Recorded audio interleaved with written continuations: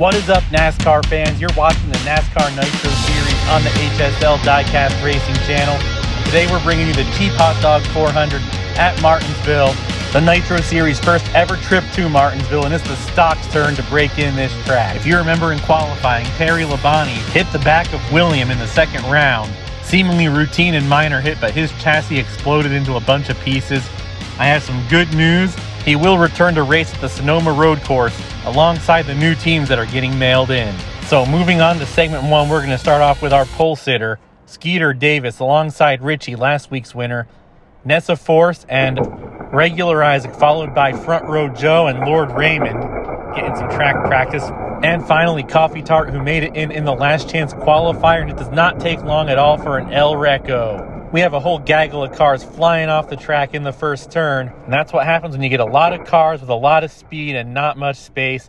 Surveying the wreckage, it looks like there's actually not as much damage as I thought. Lord Raymond's still on his wheel. Let's take a look at Coffee Tart and Nessa Force. Just waiting here for the drone operator to fly it over the section of the track where they landed, and it looks like both of them are on their wheel. So actually, technically not an El Reco on that lap. 0 DNFs. We'll be starting this segment with all 7 cars still, and look at them all go flying there. Right off the bat, Skeeter Davis and Front Row Joe take a heavy hit from the cars behind them right out of the gate. Both of them free-falling the distance from the start of the track to the ground. Let's pan over to the start gate where they landed. You can see Skeeter Davis, the roof of his car. That's good news for him. Unfortunately, Front Row Joe's NASCAR Nitro Series debut is going to be a short one, as Regular Richie leads them to the start. He's got Nessa Force and Coffee Tart behind him. The gates are down. It's a tight pack heading into turn 1, and caution's out for an El Reco. Nessa Force flips over in the inside lane, violently takes out Lord Raymond in the outside. They go flying off the track, and Richie leads that lap.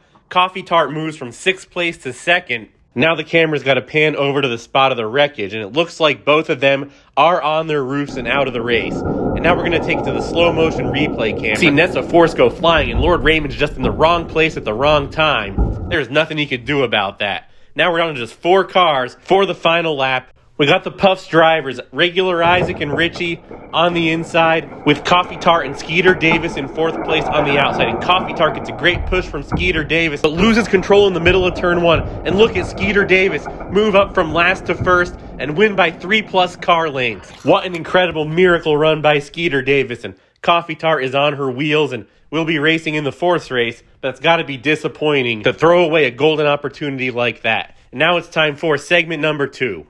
On the pole for this segment, we have Morgan Shepherd for Mark Russell Racing. Next to him is Baby Richie, followed by Rowan from Uncle Elvis Racing, Riot Isaac, Bubba Wallace and Jamie McMurray, the field fillers, and Lord Shank. Check his channel out. The gates are down. Rowan moves up to 2nd place. He's trying to charge for the lead now. A lot cleaner driving than the first segment so far, and Morgan Shepherd throws a good block to keep the lead. Bubba Wallace moves up a couple spots, and Jamie McMurray's clearly out of his league compared to the other cars. Starting lap 2, the gates are down, and Bubba Wallace plows the nose of his car, but that did not seem to work. Rowan made a great recovery there, and now has a car-length lead over Morgan Shepherd, gets by him on the outside, throws a risky sideways block, and that sure pays off for Rowan. He pulls away and will lead the field down for lap number 3. He looked really good on the outside on the last lap, overcame a challenge by Bubba Wallace at the start gate. And speaking of the start gate, it claims its first victim of the day. Morgan Shepherd is riding along on other people's roofs and gets violently tossed off the track and out of the camera's view. Rowan will lead this lap by a half a track section, and even if that's not a DNF, he'll be starting this segment in dead last in 7th place. That is an absolute nightmare for Morgan Shepherd, who's been a surprise championship contender so far this season. He is on his wheels, sort of. We'll give it to him. It's only like a 30-degree angle. But he's starting 7th for the final lap, and Bubba Wallace gets underneath Rowan, who seems to at first recover, but takes that turn way too fast. Lord Shank blocking to hold on to 2nd place. Caution's out for another El Reco. Lord Shank ends up tipping over on his roof as Baby Richie gets by him for 2nd place. Bubba Wallace to the main event, the first ever field filler to make their way into the main event. And we're going to take a look at Rowan. He is on his side. That's an El Reco on the last lap. He had his ticket punched to the main event. Would have been at least back-to-back top 10s, if not more, for him. You hate to see this kind of stuff, folks, but that's how racing works sometimes. On to the next segment. We have William, your points leader.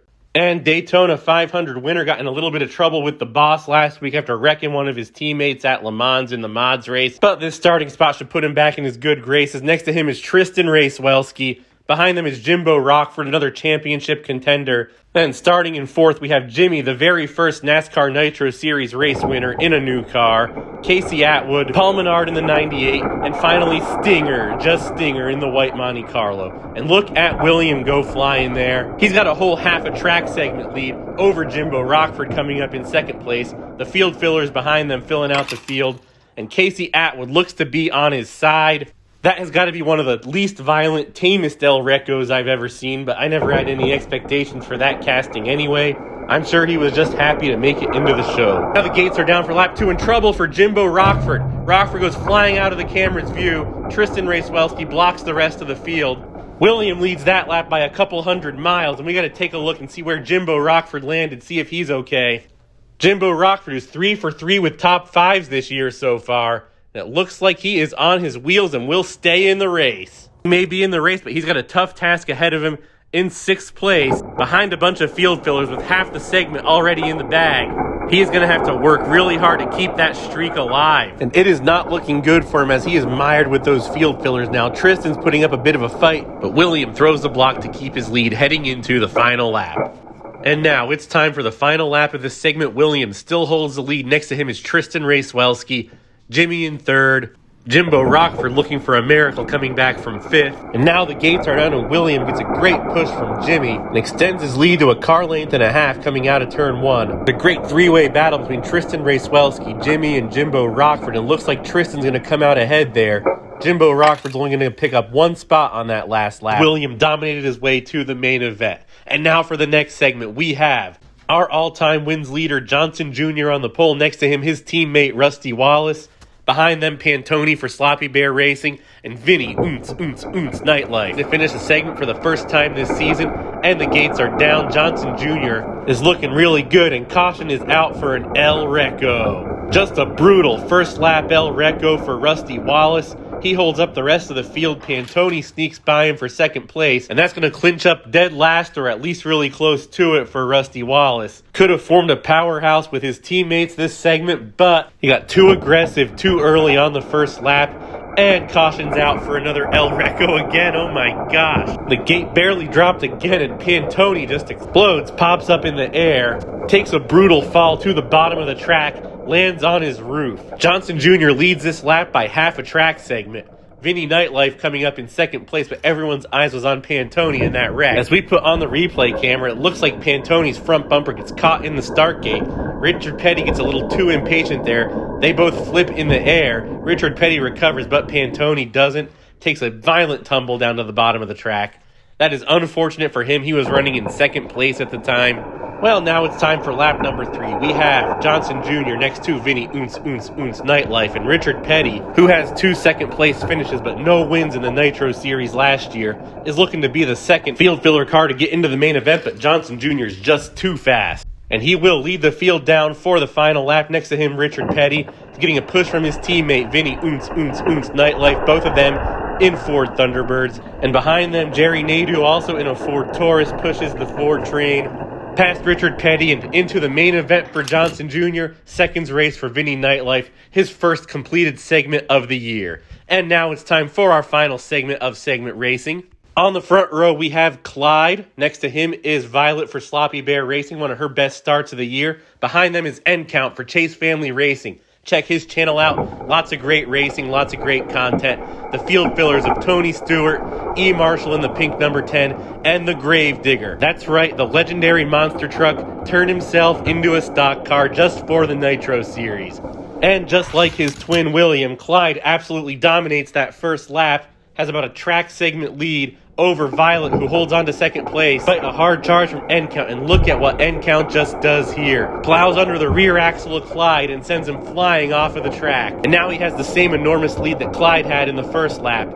But it looks like Violet and the rest of the pack might be catching up. And would you look at that, Clyde survived his fall. He is on his wheels, but he's going to have a tall task ahead of him, moving up from 6th to 1st if he wants any shot at the main event. End count used some dirty tricks to take the lead, held onto it for the remainder of the lap. Let's see what he has, if Violet has anything for him, if Clyde can make up any of these spots stuck behind field fillers. The gates are down and end count has a car length plus lead heading out of turn number 1, and that is only increasing as he heads through the second and third turns.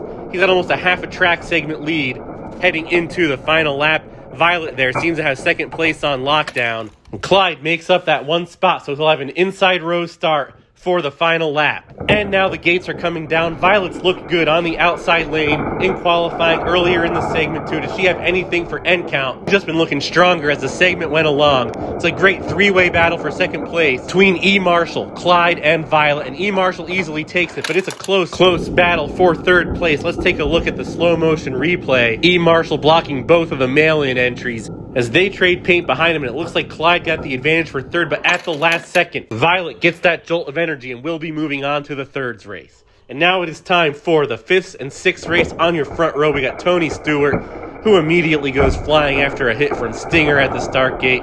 Cautions out, major El Recco. Stinger's off the track, Paul Menard's on his roof.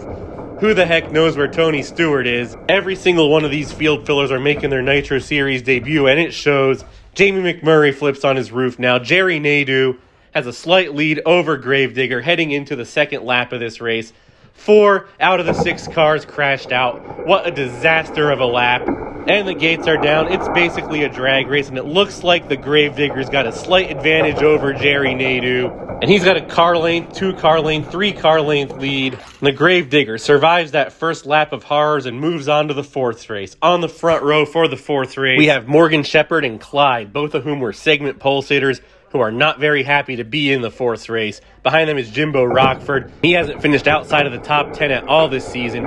And the caution flag is out. El Recco. Jimbo Rockford's on his roof and out of the race. Morgan Shepherd seems to get put back on his wheels with a tap from AJ Foyt, but making the thirds race is not going to be easy for him. And now let's take a look where Jimbo Rockford landed. It seems that he's on his roof. His day is all over. First ever finish outside of the top 5 for him. Clyde still has the lead going into lap 2 of this 4th race. Next to him is Coffee Tart, your 5th and 6th race winner, Gravedigger, Morgan Shepherd, and AJ Foyt. And it looks like Clyde going to cakewalk into the thirds race unless Coffee Tart has some last second burst of energy. And Clyde gets loose, but Coffee Tart runs out of time and track. Clyde will be moving on to the thirds race.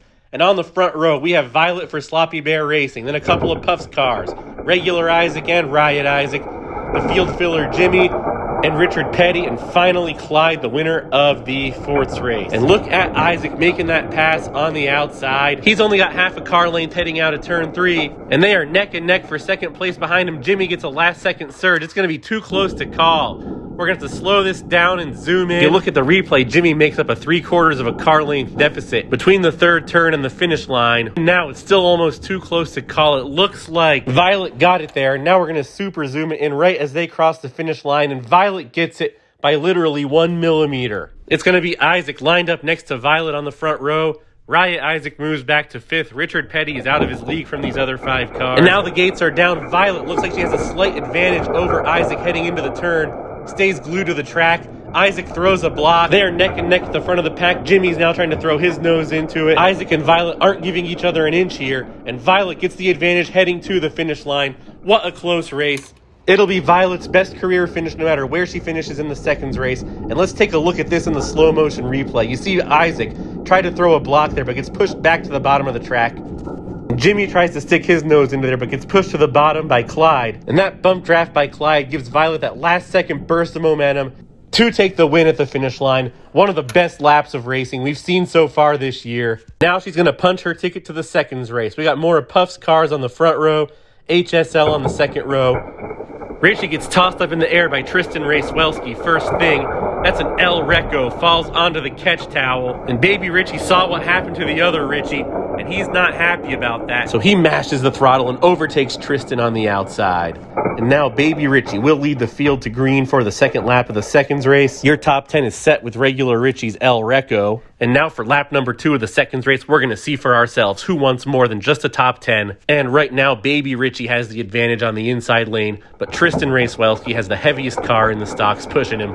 And they are neck and neck heading out of the gate. And look at this tight pack. Vinny Nightlife gets past Violet for third so far. And heading into turns 2 and 3, Baby Richie holds a slight half a car length lead. Tristan Racewelski tries to make an outside pass. It won't be successful. Baby Richie moves on to the main event. And not so coincidentally, that's what time it is. We got Skeeter Davis and William on the front row. Johnson Jr. and N-Count in the second row.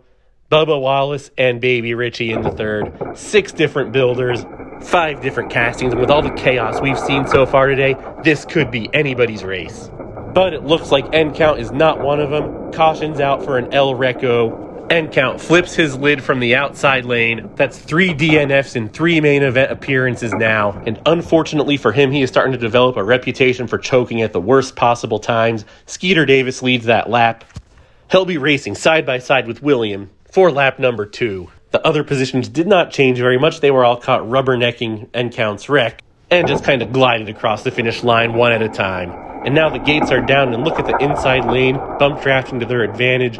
Skeeter Davis gets a great shot from Johnson Jr., opens up a 4-5 car length lead heading into the final turn, leads that lap with ease. Johnson Jr. takes over second place from William halfway through the main event, but he'll have a tough task ahead of him to take first place from Skeeter Davis because Skeeter has that. And the gates are down, and Johnson Jr. goes flying, makes a brilliant recovery to stay on his wheels, but he's going to lose at least second place and possibly third now. Bubba Wallace gets into him at the start gate while his front bumper gets hooked, and Skeeter Davis once again dominates. If anybody has anything for him, this is the lap to do it. It is the final lap at Martinsville, and Skeeter Davis has looked dominant in this segment so far, but he's got 2 of the 3 race winners this season breathing down his neck. The pressure is on, but he looks as cool as a cucumber, running away from the field by almost a track segment in reverse. Like Ricky Bobby taunting Jamie McMurray, Skeeter Davis crosses the finish line in reverse and scores his very first NASCAR Nitro Series win. And here is your podium. Johnson Jr. in second place, William in third. Johnson Jr. needed a good points day today after finishing in the bottom 5 last week. And meanwhile, William, your points leader by only 3 or 4 points heading into this race, increases his lead, but barely. We'll do some more math when we get to the points tables.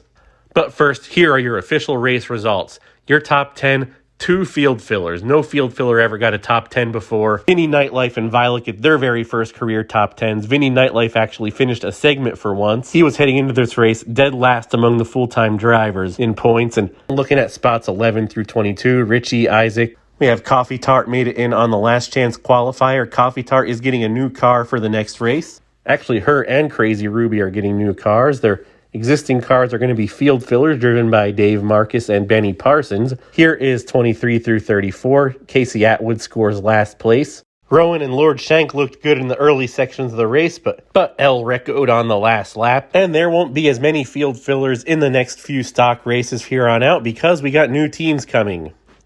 That's right, 7 new drivers, but we'll take a look at the points as it stands right now. William has a 25-point lead over Skeeter Davis right now. Skeeter Davis moves up to second. Jimbo Rockford drops all the way down to 4th with his 4th race DNF. And you can tell the competition from 6 to 10 is fierce.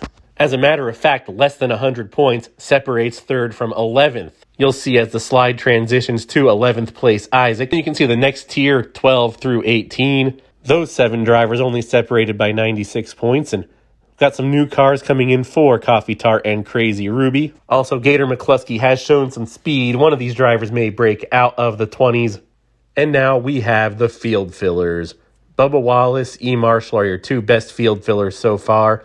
The only ones with top 10s. Jeremy Mayfield got an 11th. The rest of these, more field fillers till we get to the bottom of the point standings. They'll have plenty of chances to redeem themselves to win the best field filler award. Kevin Harvick is currently last place in points. And if you want to see less field fillers, you can send cars to HSL Diecast, P.O. Box 7, Wind Gap, PA. 18091. Like I said, you'll see some new faces in the next stock race. You can also send in mods. Typically, I film 2-3 weeks worth of videos ahead of time, so if you send your cars in now, they'll probably get in for at least the second half of the season. If you're outside the US or Canada, they may miss the Sonoma road course race, but they'll probably get here in time for the Coca-Cola 600 and the All-Star Open, which will be held right after the Coca-Cola 600 at the same track. And remember, that is HSL Diecast, P.O. Box 7, Wind Gap, PA. 18091. Like, comment, subscribe. We'll see you out there on the track.